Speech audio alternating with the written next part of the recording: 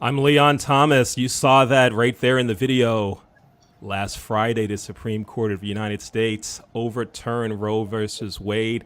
And since then, there's been uproar, conversations, fighting everywhere, all over social media, a lot of protest. And we're going to discuss that tonight. Let's bring on our guests one by one just so they can say hello to us. We have Chloe Kinney. Hi, Chloe. How you doing? Hi. Good. Chloe's with us. Glad that she's here. How about Charlie Rouse? Charlie, how you doing? Hi, good evening, Leon. Good evening. Thanks for being here. Michael Haney's with us. Hey, Mike. Hey, good evening. Good evening. Ron Harrison is with us as well. Hi, Ron. Hey, Leon, how's it going? I'm doing well. Thank you for being here. And we have Jeremiah Nixon is with us as well. Jeremiah, how you doing? I'm doing good, and you, Leon? I'm well. Thanks for being here. Folks, you're here for an episode of Real Thoughts and Conversations. Here we go.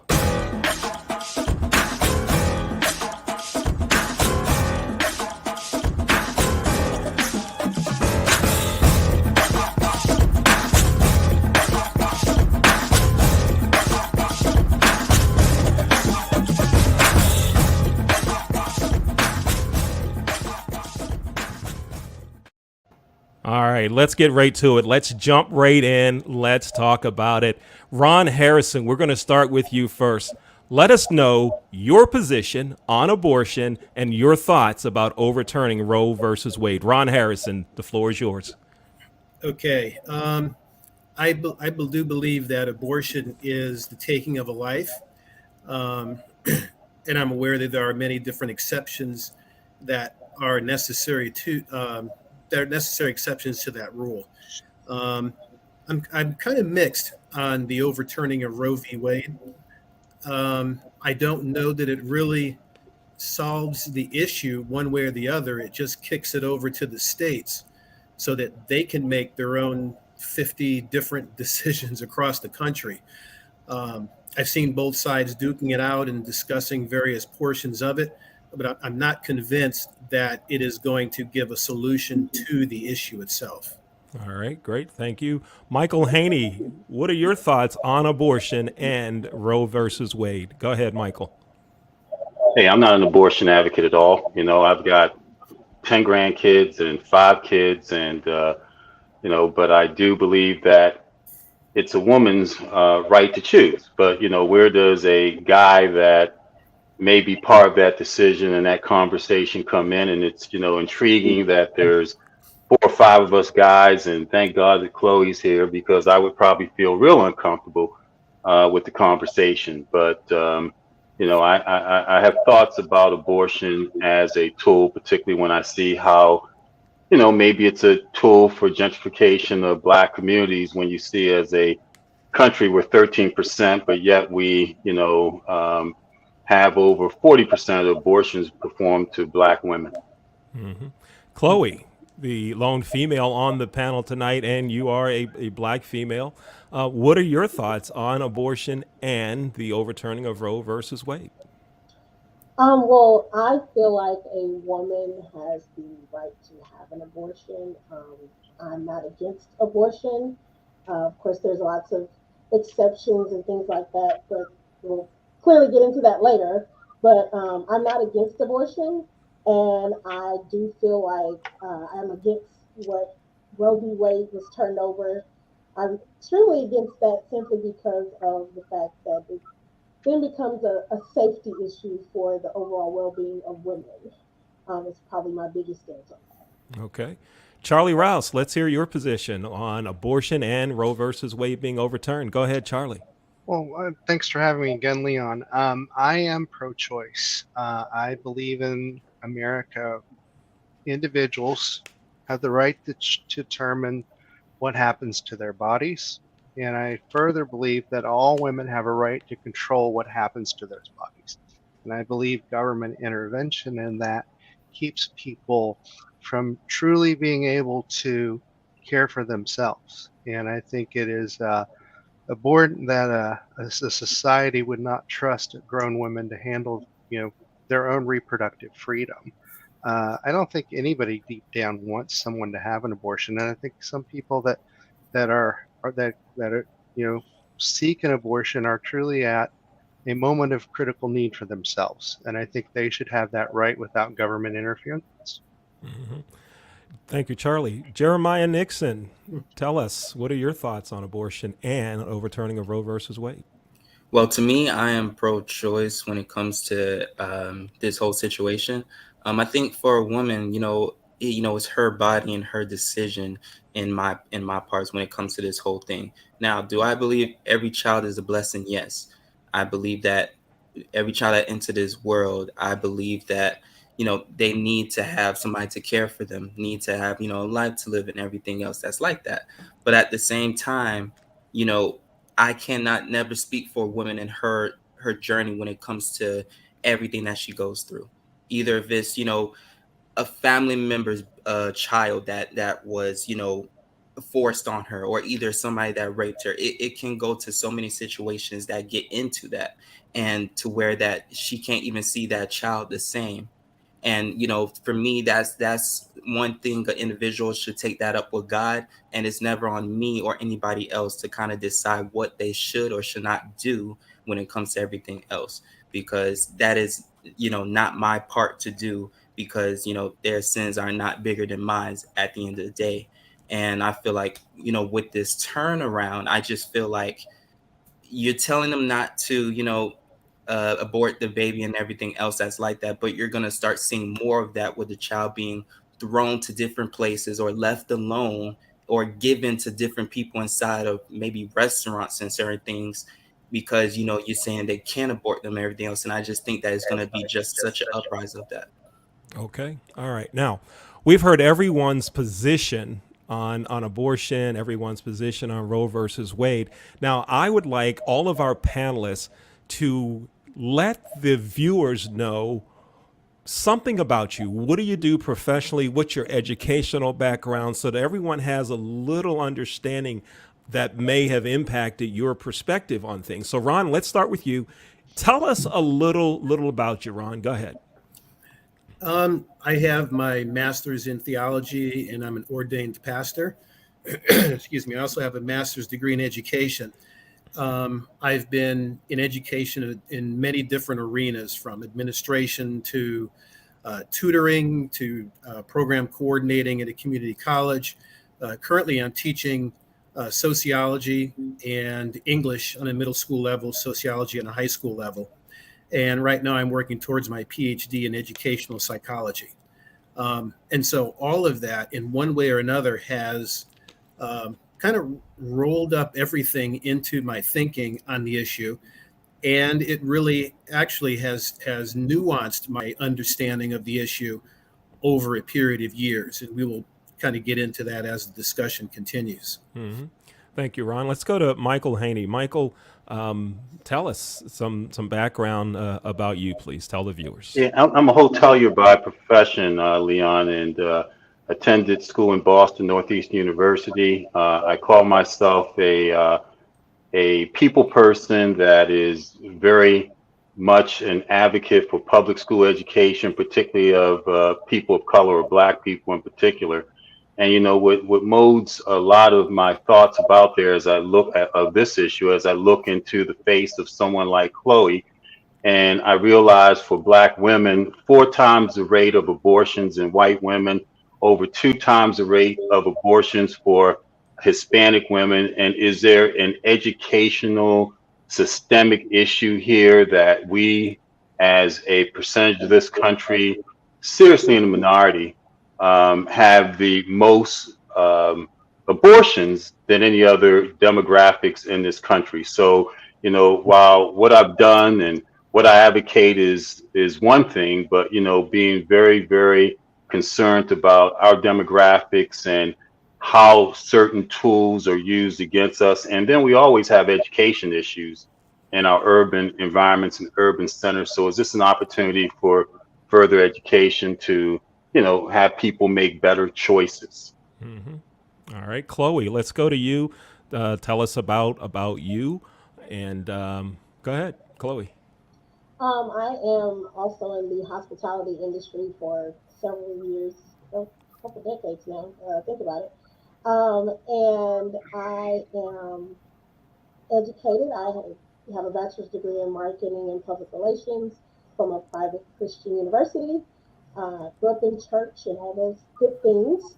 Um, One of the biggest things I think that truly supports the reason I feel the way I feel is I'm a woman.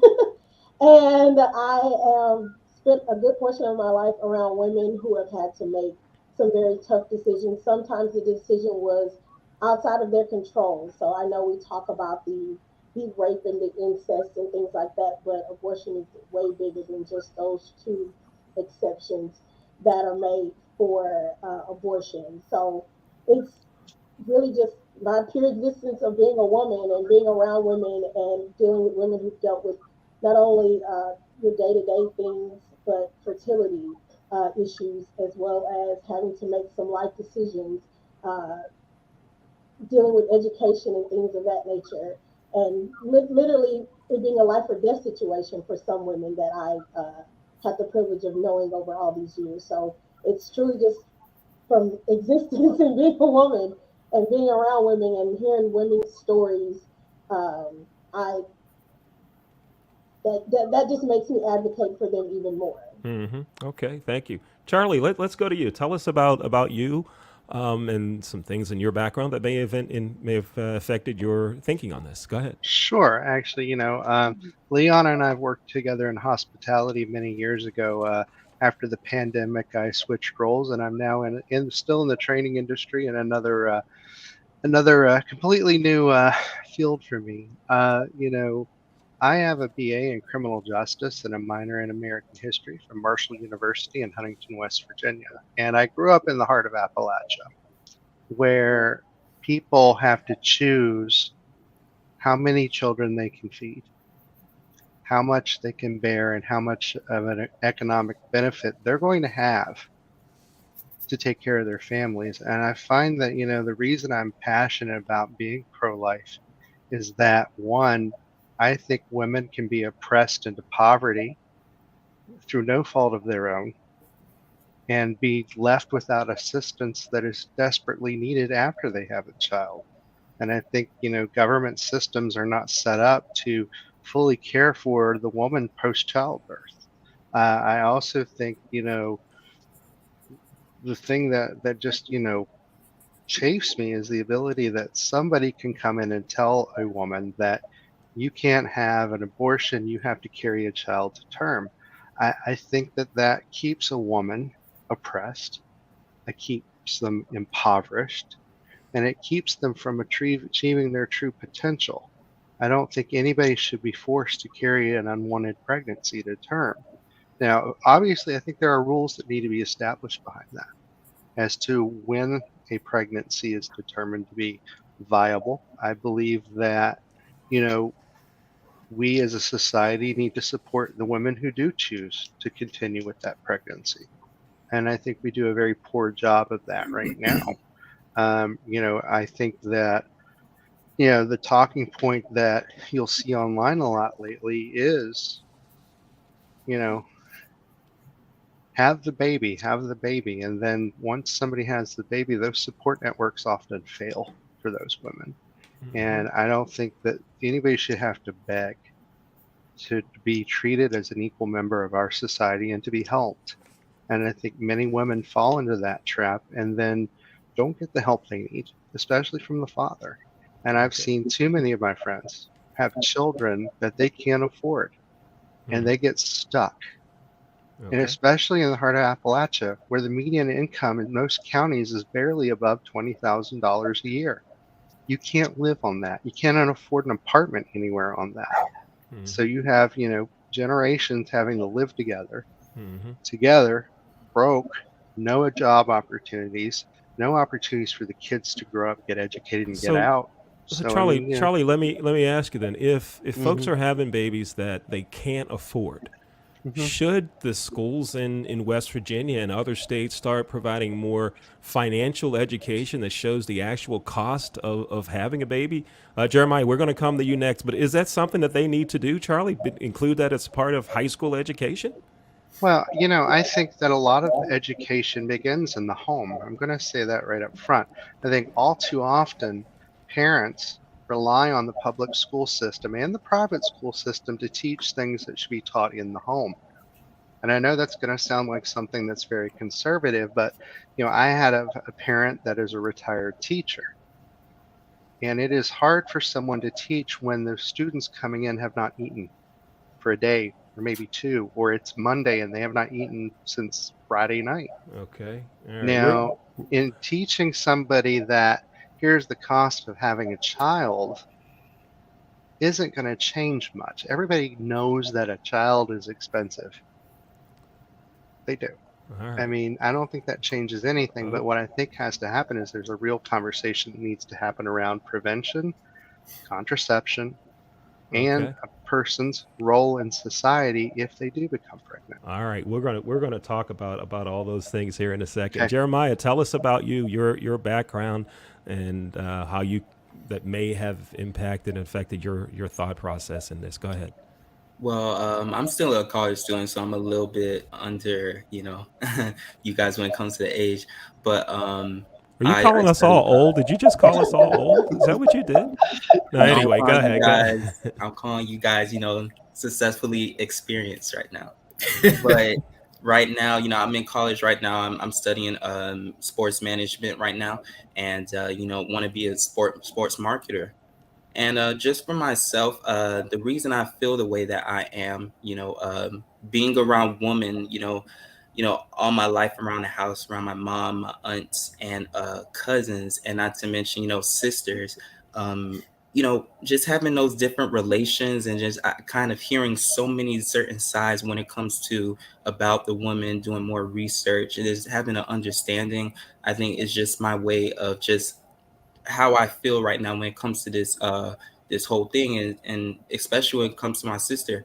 She's about to have a baby soon, and then I'm just looking when it comes to on the news, you got a baby shortage right now, and I think about that for so many ones, that just like what Charlie said, that don't have the finances or don't have the resources to actually move forward when it comes to them and their child and just move on with their family, because they don't have the resources, provided to them. And for me, that's one big thing that, that is troubling, because you want to have so many of, of children and the babies and don't get rid of them. But you have to be able to help these women and help these parents to actually, move forward with the child, and not to mention other things.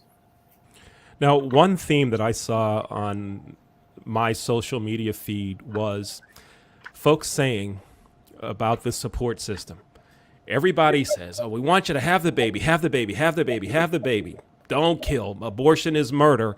And then when that family cannot take care of the child, that support base, the help that's needed is not there. That's something that I've seen a lot through my social media feeds. Now, Michael, I want to come to you and kind of tie Ron into this and Chloe into this.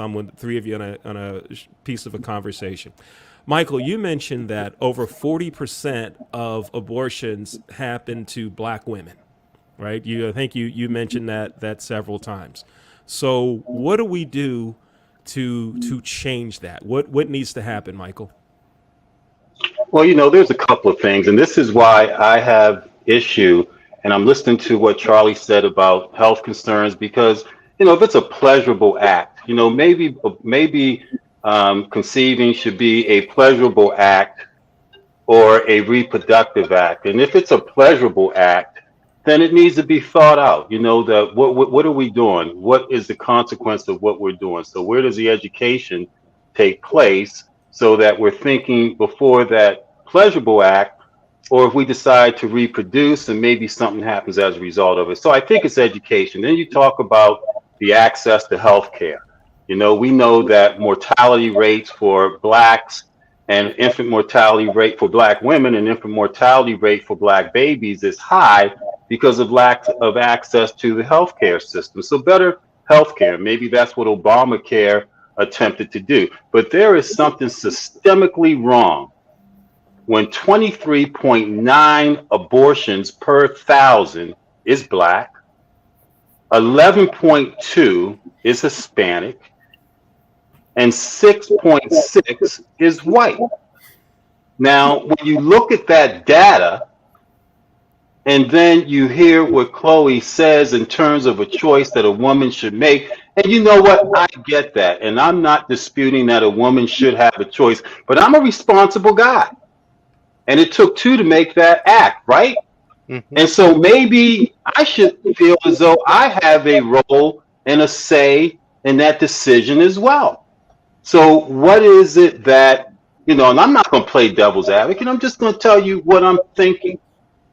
That the woman's right to choose, although there were two in that relationship, maybe there's, consequences that a man may not mind taking on, particularly when two consenting adults knew what they were doing, unless it was an atrocious act of incest or rape, where that's a different category, they have to be held accountable.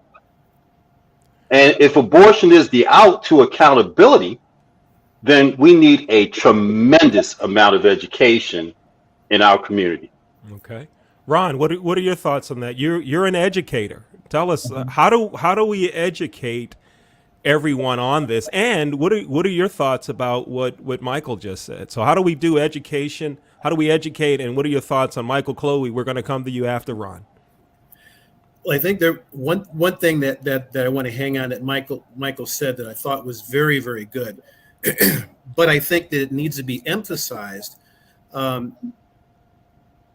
It was forethought, understanding the responsibility ahead of time, knowing what we're doing, knowing what we're getting into, particularly if it's a pleasurable act. There aren't too many that don't understand that sex can lead to pregnancy, and especially whether it's not taken care of correctly or in the heat of the moment, you don't think about it. I'd say there are a few people that don't know that don't understand that. For me, I think where the issue is understanding the seriousness of it. Why is it something that's serious? And ultimately, to me, I believe it's serious because it does result in another life. And whether it's a potential life or when it is a life, is it a life, at conception, is it a life weeks later, months later? But we do understand that it does lead to a life. And I think by not acknowledging that and not taking a good hard look at that, we don't see the responsibility. We don't understand why this is important. So I think understanding that this is a life will help us to seriously see the actions that we're about to take when we get involved in a sexual relationship. And that life is developing. That life has potential. The mom, and I have to say, kind of one of the difficulties I have is when you have memes or you have simple sayings that sometimes are very easy to say, but we don't think of the consequences. My body, my choice. Now, doctors, scientists, when a mom goes in to get checked up on, it's not just mom that's getting her body checked up on, getting the medications, making sure she's well. It also takes a look at the development of the child, the baby, whether that baby is growing, whether that baby is getting the nourishment from the mom that's necessary. So there is an acknowledgement from science and from medicine that there are two lives that are developing. One, in one way or another, is being designed to help take care of that other life. So I think one, realizing that is a life will help understand the seriousness of the responsibility. But one thing that I've been very encouraged about is, often people will say they're pro-life, don't really care about taking care of the baby financially, don't really take care sometimes about what happens afterwards. And so I've been very encouraged by people who have understood that pro-life does not just mean pro-baby, but pro-life means that we hold life very dear. As a pastor and as a Christian, I believe that God puts a premium on life, and life is very important. So I fully get and I fully understand the, hey, we just want you to have that baby. And then when it's time to take care of it, whoa, hey, you know what? No, my church doesn't do that. No, the government shouldn't be taking care of that. I take a very different stand on that. I believe it is the community's responsibility, especially, yes, if we're saying that that is a life, that is a baby. You know what? That life does not end after that baby's born. That continues for years beyond. Um, and so I think that those three issues tied together make this a very important issue to discuss. And it kind of goes into why I think kicking it out to the states doesn't really make it help people understand it as a serious issue. I think it needs to be fought for from a national perspective. If it's a life, if we're pro-life, does it stop being a life when it's kicked out to the states? It doesn't. You know, it's something that should be either fought for or should be understood across the board. Chloe, what are your thoughts? How do we educate? But also, what about, you heard Michael say that the fathers need to be involved in this somehow. What are your thoughts, Chloe? Well, the first thing I want to say is, while I get the whole concept of the once the baby is born and let's have the community involved and let's have the village involved and all those things, but the community and no one else can do anything during those 9, sometimes 10 months that the baby is going inside of the woman. It's only her. Um, and yes, if the baby is growing inside and if the baby's growing and developing the right way, then yes, it is a life. But there are times where that baby, per se, the embryo, the fetus, the using technical terms, may become a parasite and it might not be growing and developing in the right way. And then that woman is then faced with the choice of, you have to sit here and carry this baby for an additional, 6 months or however long, and knowing that you're not going to get a bouncing baby boy with, 10 fingers and 10 toes and blue eyes or whatever. Once that baby comes out, you're going to get a mass of cells. So the fact that there are things that can be done to help the woman not have to deal with that, is the best solution. While it's great that we say, the men play a role. Yes, the men do play a role. That's how women get pregnant. So the root, to me, the root of the controversy with abortion is that, of course, everything falls on the woman. So that's why I feel like it is the woman's right to choose. It is the woman's right to make a decision about her body. I appreciate all the sentiments of let's do all these things once the baby's here, but during that 9 months, it's her body, it's her and her body. And as far as the mortality rates, and that I think Michael was the one that mentioned with the mortality rates, I'm sure there's deeper levels to those statistics and the lack of access.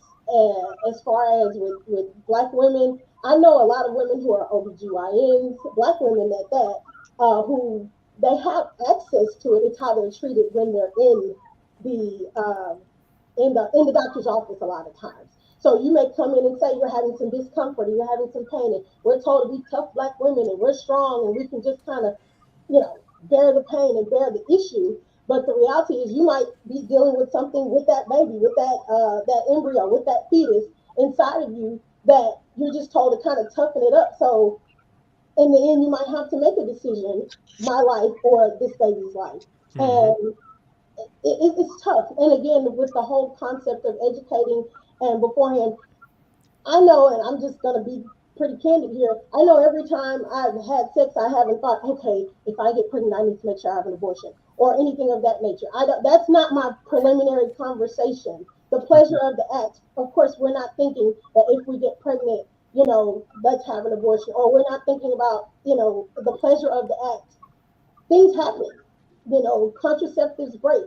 So you may not know in that moment that something has happened, and by the time you figure out, you're way down the line, and you have to make a decision. Mm-hmm. So again, I love the sentiment of the village, but the village is during those 9 months, this woman's body is the village. Okay. Leon, I'd like to respond when Chloe finishes that, because is it okay if I respond to that? Not yet, but Okay. make a note of that, because here in a couple of minutes we're going to drop all of this and let you challenge each other. So absolutely. hang with me for about 7 minutes here, Michael. We're going to give you a chance to go to make some comments about others' thoughts. All right, Charlie, tell me, you brought up the whole idea that education needs to start in the family. Go ahead, tell us more. There's so many things that I hear families need to educate. Education with whatever needs to start in the family. Do you think that it should be in the family alone? Should it be something in the schools? What are all of your thoughts on all of those things that you just heard others say in the last 6 or 7 minutes, particularly about education? It's a lot to take in, and I want to appreciate all of these different perspectives. For me, being kind of an outsider to minority communities, and I acknowledge that discomfort, but from an educational standpoint, you have different states with different rules regarding sex education, and we don't call it abortion education, it's sex education. Everyone is teaching different things different ways, and we're getting to the point where each state is needling down on what an educator can say. And educators are bound by the government as to what they can and cannot say. And if they're not given the freedom to teach or educate a young person, hey, you need to consider using protection or birth control pills or IUDs, or you need to talk before you have sex, or you need to abstain if you are not prepared to take care of a child. I don't think that open conversation is happening, at least not in the public schools, because they can't. Because some politician that doesn't know anything about public education is going to tell a teacher what they can or can't do in a classroom, and I'm fully against that. Now, what I do say, though, and why I say things have to begin in the home is my parent and a few school teachers that I know have had to teach things like hygiene. They've had to teach kids how to prepare meals because their parents are so drug addicted. That adult isn't caring for those children, and that 16-year-old is getting sent home with a bag of groceries, and my mother has bought groceries for children. And they have to go home and feed their siblings, and they have to parse out a meal that probably will just barely get them through the next day. And you want that young adult to rely on that parent to teach them everything. It has to be a combined approach if you want to reduce teen pregnancy. Now, teen pregnancy and abortion, those rates are they're going to change and ebb and flow. The CDC in 1990 reported the abortion rate to be at 1.4 million abortions that year. In 2019, the CDC appointed that at 625,000. Abortion is down since 1990. Another thing is, there are some that believe, and I'm going to open this up. I know you asked for an educational perspective. There are some that believe that a developing fetus does not have a soul till it takes its first breath. And there are some that regard that as a vessel at the time. And I don't want to go deep into the religious debate on this. And I am a faithful Episcopalian, have been my whole life. But I also know the struggle of a woman having to do things. I can never fully walk in a woman's shoes and understand what that decision is, that they are at that point that they feel the need to get an abortion, or they are so scared that they're going to die because a pregnancy might kill them. Mm-hmm. I also believe that somebody shouldn't carry a baby to term that is essentially brain dead, has no heartbeat. They shouldn't be carrying that to 8 months to term because a politician doesn't know this person wants to mandate that. How fair is it to put that woman through that trauma? Mm-hmm. Now, here's what I will agree with. I think there is a disproportionate rate of abortions among ethnic minorities and racial minorities. And that has to be addressed not just because there's abortion, but there's poverty. Poverty creates these situations where people don't have upward mobility and they don't have money to have those support structures in place to help take care of those children.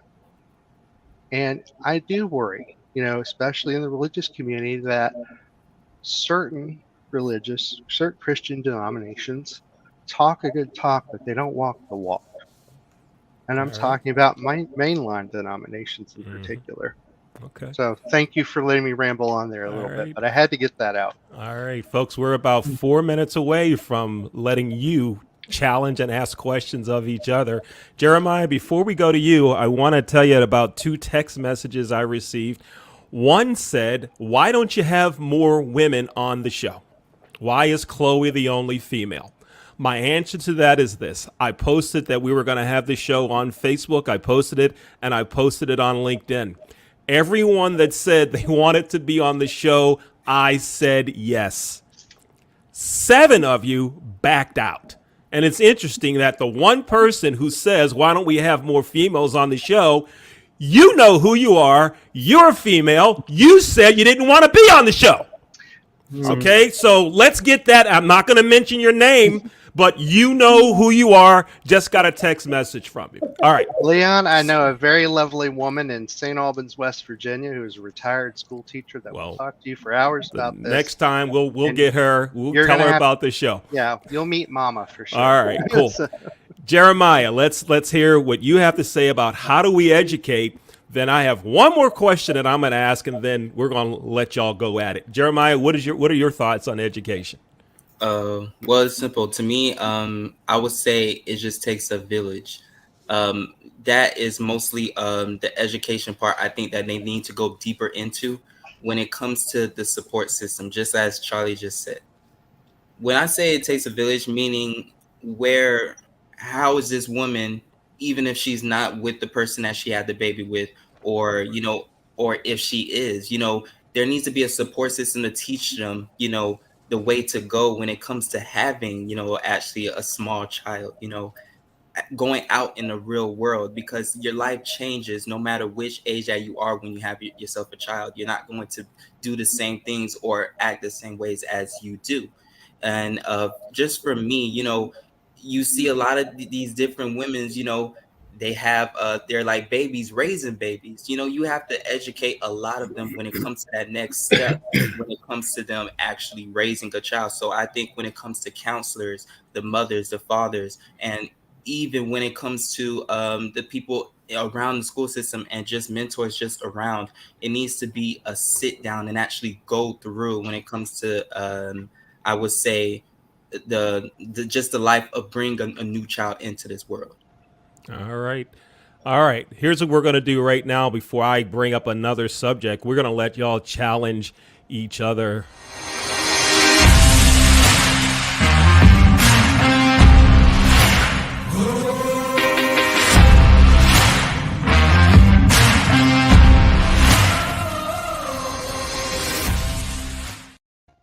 Michael, let's start with you first. You wanted to respond to something that Chloe said. Go ahead, Michael. Chloe.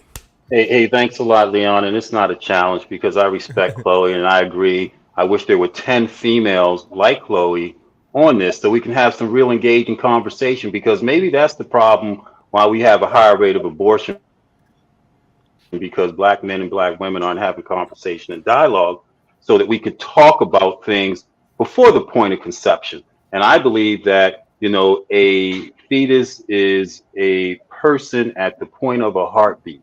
As soon as you heartbeat, you've got a living being. That's just my thinking and feeling. I'm not a physician, and I don't know that much, but that's what I feel. But a village, when the village didn't participate in the act to, bring on the pregnancy. And this is why, there has to be communication, direct dialogue. Guys have just as much responsibility. And you're right, Chloe, that it's your body once that act has been performed and now you have to carry. But are there not predetermined roles that we're all adults and responsible for, that we know about in advance, that we know if this happens, that's what it is that will happen and that will be your responsibility? In the old days, they say the guy would have to pay for it and go out and mow lawns and cut grass and pay for his family. You know, those are old traditions. I'm not saying anything, but those are predetermined roles that no. I just wonder how black women felt when our slave owners raped them many centuries ago and they were forced to carry babies of slave owners. And we can go to our forefathers and talk about this, you know. And then I'm listening to Charlie talk about, you know, the sensitivity among minorities, but let's be specific about minorities. Let's talk about blacks who have been impacted by poverty, because poverty is the profit margin of a capitalistic system. So will it ever go away to a point where you deal with this? You know, so there are a multitude of complexities here that I feel like it's imperative that our women are at the forefront, but we as guys have to be part of that conversation to resolve this issue when you look at the data and the statistics over who has abortions performed in this country. It's real. Mm-hmm. Give me a hand raise if you want to say something on that one, Chloe. I see your hand. Go ahead. I think, and I may be misunderstanding you, but you're saying the thing. Well, you made the comment of how did the women feel when they had to carry a baby of a slave master that raped them and things like that. I mean, we know how they felt. They weren't. There was no baby shower. They weren't excited about it. So the reality is, yes, these conversations are happening, and I think we're also focusing on this like unwed mother situation or whatever. But it could be the married couple who the husband just lost a job and she finds out she's pregnant, and now it's like, okay, we really can't afford to have this one more baby. Do we, then we make that decision.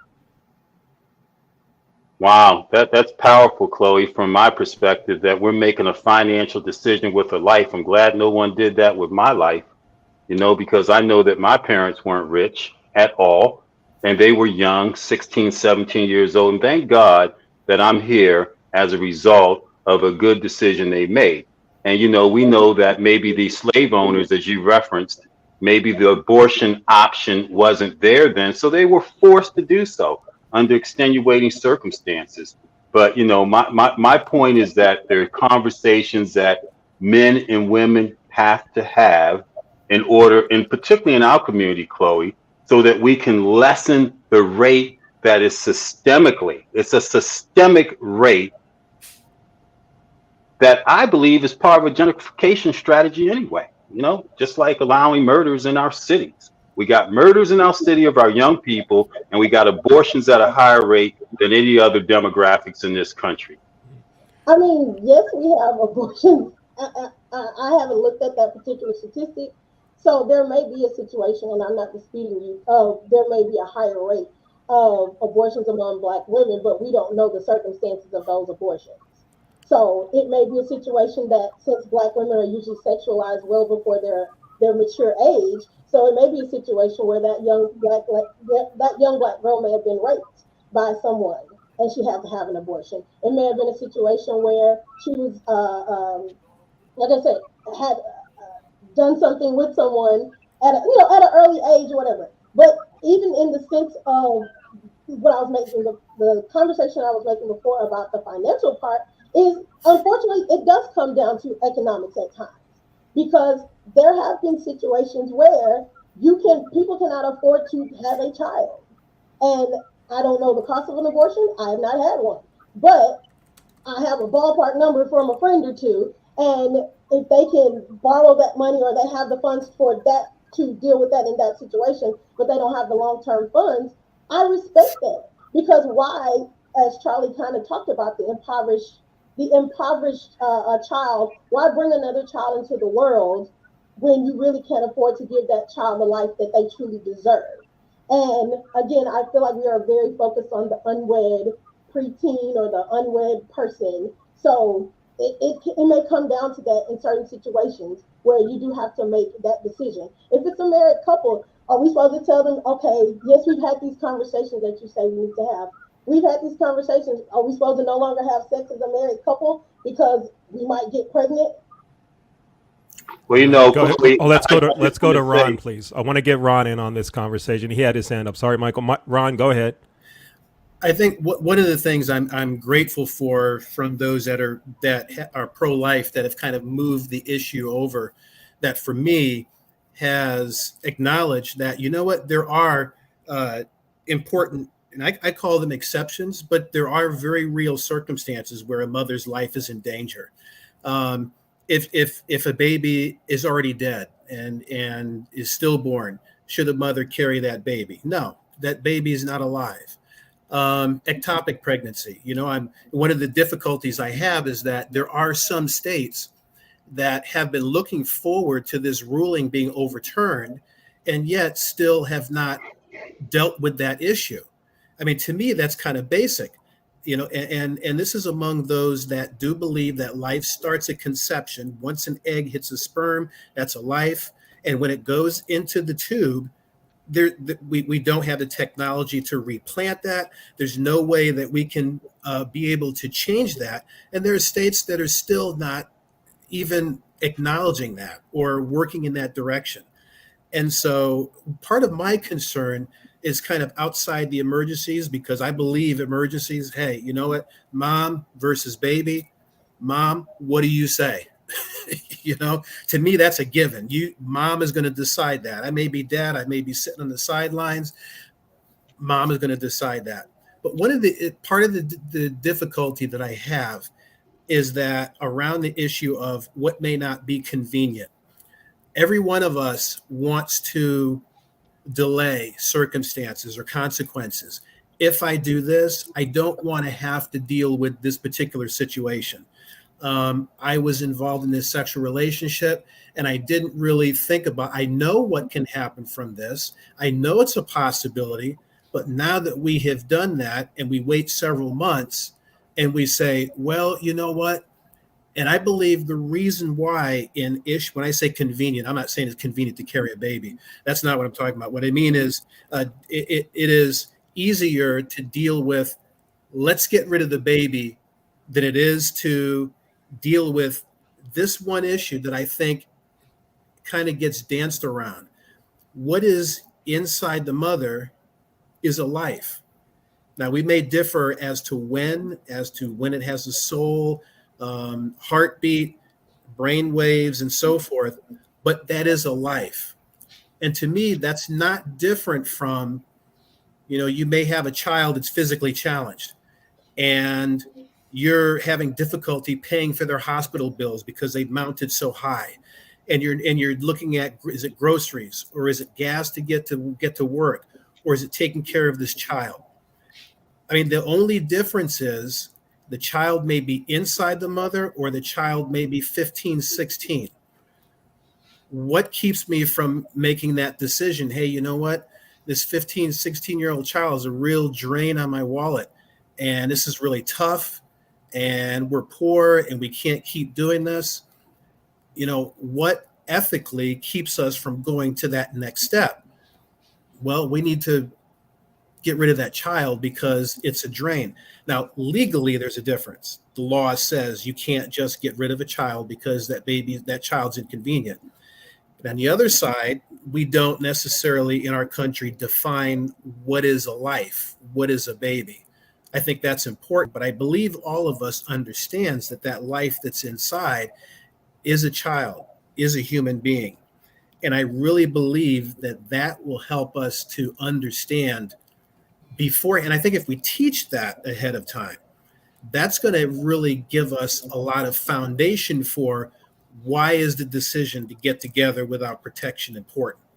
Why is it that we should think about this before the action instead of after the action? If that's a life, I believe that in itself is going to raise the importance. And I believe that it is a life. Honestly, I'm not sure exactly when. I couldn't tell you that. Mm-hmm. That's something that should be studied and should be discussed. But if we do know it's a life, that raises the importance.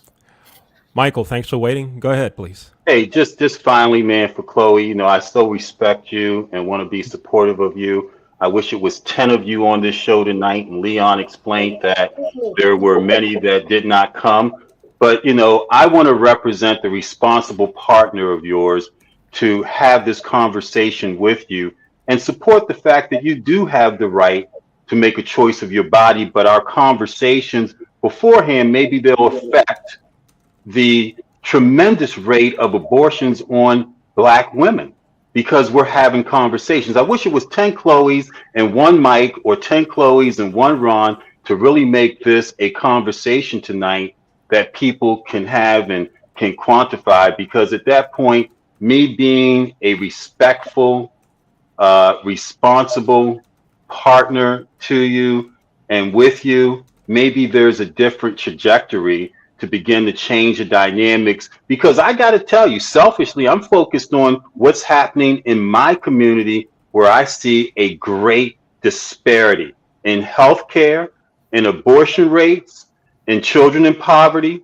So my focus is a lot narrower, but I'm going to support Chloe 20 times 20 times 20 times 20. And maybe at some point, Leon will be able to gather, a village of Chloes and have this conversation. Right on. Thank you. Jeremiah, go ahead. Yeah, I wanted to just second what Michael just said. If it's not anybody that supports, I know that all of us up here, support the women and their decisions when it comes to, being there for them, their support system all the way through. To just know that, I think that everybody, especially every man and even a bigger person, needs to get on board with being with them through the whole journey. Through those 9 months, these women need the most support as they can get. Each month, each day, counts for so much. And women can go through so many of their hormone changes, and just the different moods that they have, and not to mention, the body changes. They need to have those male figures, and also the ones that encourage them and be with them all the way to they're about to have birth and even afterwards. All right. Now, I'm going to throw two questions out in one comment, and I'm going to come to each of you to get your thoughts on this. And we have about 7 minutes left in the show, so please keep it a little short. So here's the question, and here's the setup for it. I asked an elderly relative. She's 97 years old. I asked her thought about this, and she said, here's what's going to happen. People are going to start going to the back rooms like they did before. People are going to die. They're going to go to the back rooms like they did before. And I said, oh, no, that's not going to happen. There's this new thing called abortion tourism, that folks are just going to be able to go to another state and have the abortion. And she said, not going to happen. You need money to do it. And I said, there are some companies that have said they will pay for it. My 97-year-old relative said, listen, 97, and she says, oh, so you have to go to your boss and say, give me the money, I'm going to have an abortion. That ain't right. All right, so there's the whole big thing. I want to hear your comments on all of that. No more than a minute, 15 seconds if you can. Or we can keep the show going, too. That's fine, too. Charlie, let's go to you first. Keep it going, because I would like to maybe back up on some of the comments that we've heard already. But I think that is a possibility that medical tourism will occur. But, if you can't afford to travel to 2 states away, you're stuck. You're stuck. And this is another thing about poverty determining what happens to a woman against her will. The thing here is, with some laws like Texas, it's a crime for somebody to assist another person to go receive an abortion in another state. And I think that, this goes back to a couple of things. First, there needs to be a national health care system in this nation that allows women to seek these things without having to allow their employer to approve or disapprove. I will say that Dick's Sporting Goods has agreed to allow those employees transportation and cover their transportation and lodging expenses should they seek an abortion. And I think that's very important. But I don't think corporate America should be the people that actually follow this. And I think it creates much like this patchwork of laws amongst the states, a patchwork of benefits. As a gay man, you would have to pick and choose way back when who would have domestic partner benefits and who wouldn't. And that Well, might make a determination for you. But again, the other thing, 1 second, pardon me, the birth rate of the US is lower than most of the other industrialized nations in the world. And that is because of poverty and lack of access to overall medical care. There is no reason that we should not have a single payer system. And I think Obamacare was that end goal. And the Republicans kept blocking it and wouldn't fund it. And if you had these states, most of these conservative states, that would not allow that Medicare money to come in by, guess what? Just a vote, you would have less women in poverty and having to make medical decisions that are adverse to her body. all Sorry. right. Thank you, Charlie. Jeremiah, what are your thoughts? I mean, what's going to happen now? We're going to have backroom abortions. We have people traveling. Should corporate America be involved in paying for it? Jeremiah, what do you think? You're on mute. Let's go. My apologies. There we go. Go ahead. No, but I was just saying, when it comes to the traveling and everything else, the only problem about that is when you are traveling, and just like what Charlie said, if there is a stoppage to where you can't get over there, you're going to have it where it is, or having it in a back room, it can be more painful, and also a lot of medical things can happen if you do not know what you're doing when it comes to everything. And I feel like even with your state of where you're living, prices can also, be up, or where you're traveling to, or just the cost of, just getting it when you're about to travel to the next place. And, that's just my stance on it. All right. Thank you. Let's go to Michael, and then Chloe, you're next. Go ahead, Michael. Hey, so real quick, man, there are always going to be organizations that will fund, an abortion. Particularly with the statistical data as it exists today. So I don't think there'll be an issue. So Charlie mentioned medical tourism. That's been going on for decades. So we're talking abortion tourism.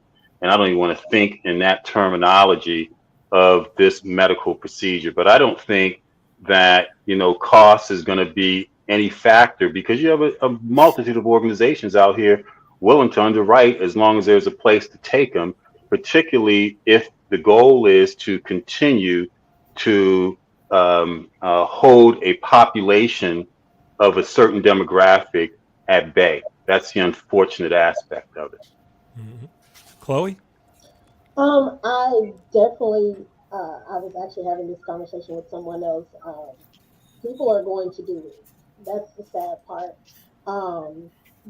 Like I think it was Charlie that mentioned, it's going to be some hoops to jump through for the people that may not be able to physically go to. I'm actually in Texas, who have to go to Arkansas if you need to take a road trip to take care of certain situations, and that's the sad part, that it's going to end up costing more lives than they're trying to prevent in the long run, because cost more lives than they're trying to save in the long run, because it's going to be the person who, I can do this, or try this, or take this, and or do this, and it's gonna end up being worse than what they're trying to do in the long run. It's truly how I feel. And the fact of having to go to your HR partner to say, hey, I need to take a road trip, that should be an interesting conversation. But I know people in HR who are preparing to do that are good companies that are going to support you to take care of that situation. All right. Ron, go ahead. Yeah, I think that is a very real possibility. It's unfortunate. Some issues I see with that is, number one, companies do not need to know where you're going, why you're going, and for what reason. There should not, that I see as violating a variety of different laws, HIPAA laws, several different laws that respect privacy. So I that would not be a good thing. I believe it would not be a good thing for it to be taking place in back alleys and so forth, because as a medical procedure, and again, my stand is that there are several exceptions. And I think performing an abortion for any of those exceptions and not being a person with considerable medical experience, I think is dangerous and is reckless. I believe the only way that this can be done effectively is for, um, many people may be pro-choice, pro-life, but I think the only way this can be effectively taken care of is if there is specific legislation that decides, okay, at this point, a baby is a life. And at this point, this is what people are allowed to do. We are. The problem is the courts have been the one that had this decided, and we know what happens whenever the courts get involved and there's something that's not a law. It can be overthrown. It can be brought back. But I think by having Congress to be able to pass this as a law, and that it's something that is nationalized, I believe will help to solve that issue. But yeah, that is a very real, unfortunate possibility. All right. Someone who contacted me and said they couldn't make the show tonight, but they had a question that they wanted to throw out there, and I think it's a good question for us to end with. What happens next? And specifically, they're talking about Justice Thomas. Apparently, he said that the court needs to re-examine precedents on cases dealing with contraception, same-sex marriage, and even same-sex sex. So what are your thoughts about that? Let's start with Jeremiah first, and then we'll go to Michael and then Charlie. Jeremiah, Michael, or Charlie. Go ahead, Jeremiah. Well, I know that they're going to continue to attack these different laws that's been going around. Even overturn a lot, which President Obama did when he was in office, when it came to the same-sex marriages and just all what you listed. But to be honest, the people there are going to protest more than ever when it comes to these different laws that are about to, they're about to overturn. And, they can say, the press can do, but, it starts really mostly at the ballots when it comes to a lot of these. But these things are going to come in a rapid place. And I know that right now for the people, the only thing they can do right now is just mostly a lot of protests and a lot of speaking up about it. All right, Michael? I don't know, man. I mean, gays are a powerful, powerful group and lobbying organization. Abortion, pro-life people are a powerful organization. So what you have in this country at this time is a atomic mix. And, what is that implosion, explosion? I'm not sure. I know that sooner or later, something is going to happen. Let's go to Charlie. I would say that the LGBT lobby is not as strong as we look. And depending on where you're at in this country, our access to equal rights is varied. I would have much more difficulty getting married and being accepted in a community in the South than I would in Delaware. And I fully acknowledge that. Now, what I also think is you have to keep in perspective that Lawrence v. Texas wasn't decided until the summer of 2003, which struck down anti-sodomy laws. And I don't think we would have achieved marriage equality without the court system. And the court system is the last place of refuge for the oppressed. And I'm thankful that the United States Supreme Court gave me a constitutional liberty that I should have had all along. Now, as far as what we're talking about with the Supreme Court, there's a long-held standard called stare decisis. And loosely translated, that means let the decision stand. By going against that long-established precedent, we have opened a Pandora's box of due process cases that could come back to the court. Corporate law cases that could use this as a runaround to get away with doing things ethically. This whole idea that due process can occur or it can be decided at whim is dangerous. It can reverse 40 years of civil rights legislation. It can reverse 40 years of civil rights casework, and that is dangerous. And it's inappropriate for a justice to mention a legal issue or a different issue other than that is what the court was deciding. This Yeah. case was about abortion access. It was not about gay marriage. It was not about religious exemptions. It was about abortion. And I think that by the justice not being more myopic in his opinion has created a problem. Now, I will also say this. For people that are strict constitutionalists, as are most of them the conservative members of the court, that is a departure from that because they are traditionally myopic in their case decisions and they like to isolate it to a single issue. So I'm confused as to why he would do that. I think it flies in the face of judicial procedure as well. It's not a good thing to do. And and frankly, I'm going to fight for my rights. My civil rights matter, and I don't think anybody gets to vote on my marriage or my personal relationships or denies me equal access to those things that heterosexual couples take for granted. Before marriage equality, there were over 2,000 rights afforded to people just by simply having a marriage license and a wedding performed. It will cost me hundreds of thousands of dollars to create individually all those contracts that I might not be able to get through simply going to a courthouse and getting a marriage license and marrying the person I love. And that's a problem. And it's a rule of unintended consequences. All right, Charlie, we got to Sorry. cut you off there. I know. All I got a right, lot to say about Ron, that. That's Ron, and then Chloe. Ron, and then Chloe. Go ahead, Ron. Yeah, probably one thing I might take issue with something Charlie said about the courts being the refuge for those that are oppressed. It has become that, but I'm finding that having courts decide what is law and what is not law has almost become as tenuous as a presidential executive order. The DREAM Act, which was an Obama executive order. That actually is something that I kind of supported, but it's only as good as the president has signed it until the next president who can very easily revoke it. And having something that relies on a court decision is only as good as the court that's there. Suppose the entire composition of the court changes, or then a ruling can change as well. So, and I think that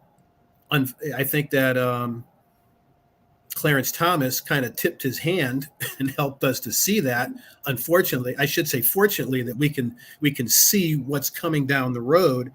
But that's why in the very beginning I said that this was probably not a good thing to have this kicked out to the states because of unforeseen consequences. There was a senator that was discussing the Loving versus Virginia ruling, whether interracial couples were going to be able to be married. And a congressman said, hey, maybe that's something that should have stayed with the states.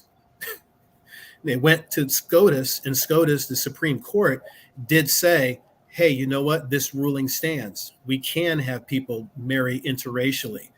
But again, what happens is the court makes the ruling, but then Congress doesn't follow up to make that a law.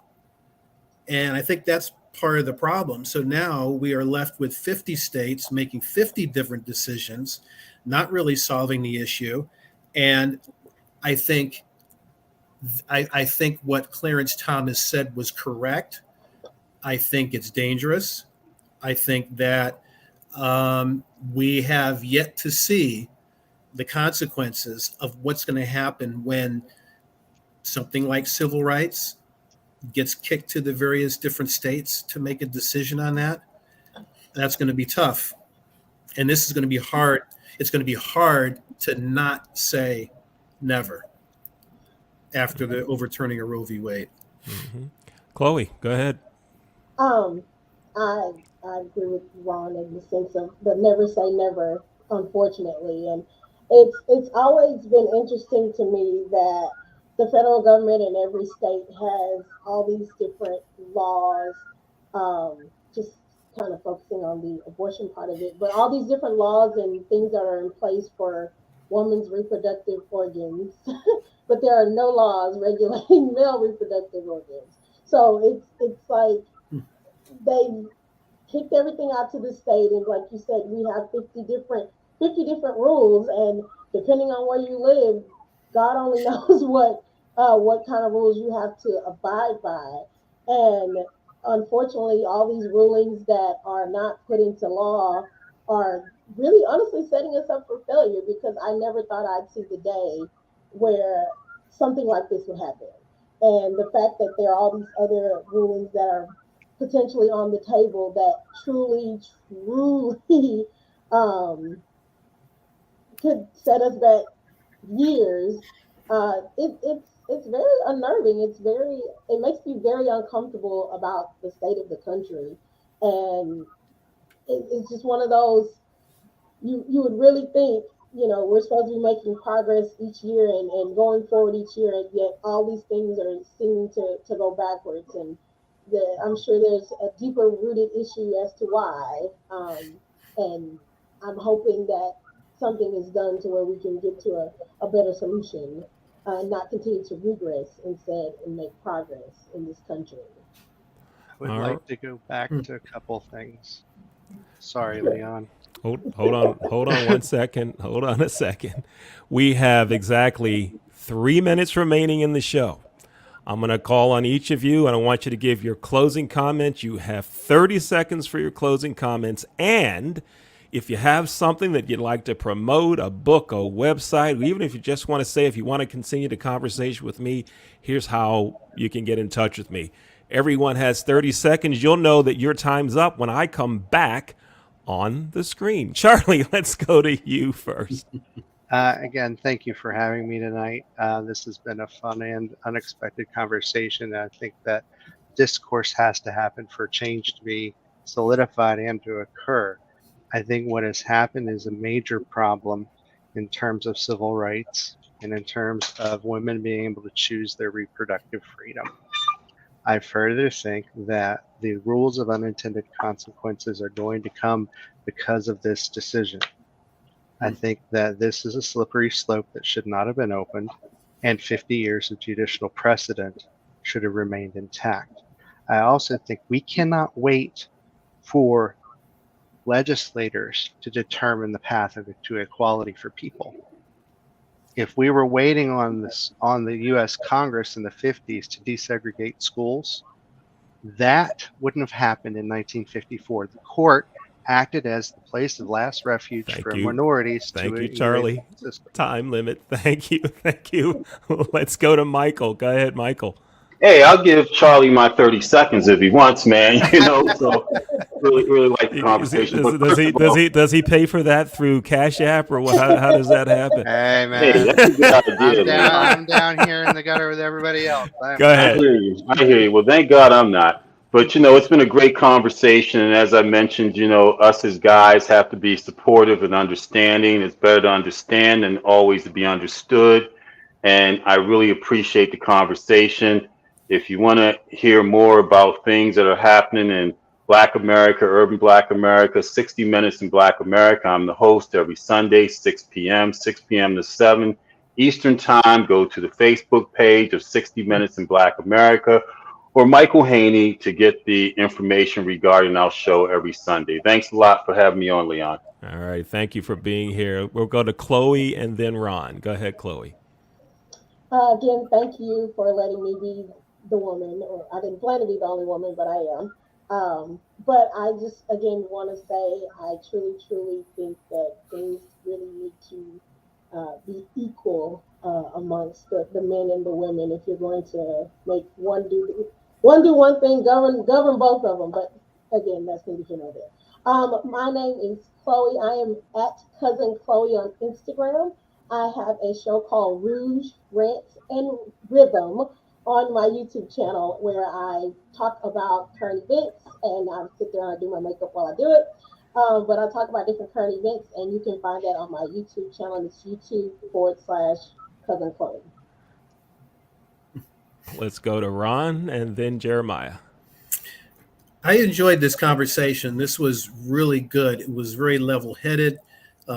It was civil, and I learned a lot as a result. Um, Two web pages, if I may. I am a copy editor for children's books, and you can find my information there at harrisonmedia.org. That's harrisonmedia.org. And I have a site that I have been up and down and on and off on that I'm going to be reviving again soon. It's religionorpolitics.com. That's religionorpolitics.com, where I discuss a variety of issues where politics and religion both meet and sometimes diverge. So I think those would be two good sites that you can visit. All right. Thank you, Ron. And Jeremiah, go ahead. Well, I want to just say thank you for having me on today. I learned so much when it came to this whole conversation, especially from all of you guys. You guys did awesome. And if you guys want to follow me on Jeremiah Nixon on LinkedIn, and also check me out Jasmine's First Impression Sports Talk on Mondays at 9 p.m. And also follow me on my Instagram at Sports Nixon _elite. All right. Thank you, Jeremiah. Thank you, Ron, Charlie, Michael, Jeremiah, and Chloe. Great conversation, a civil conversation. There was some disagreement, but notice we didn't start calling each other names and all those things. And that's what we try to do here at Real Thoughts and Conversations, is have a conversation and be able to learn some things from each other, have great conversation. That's what we try to do here. My name is Leon Thomas. Thanks again to our guests for being here today. We had a great show, great conversation. Look forward to seeing you next time on Real Thoughts and Conversations. Here we go.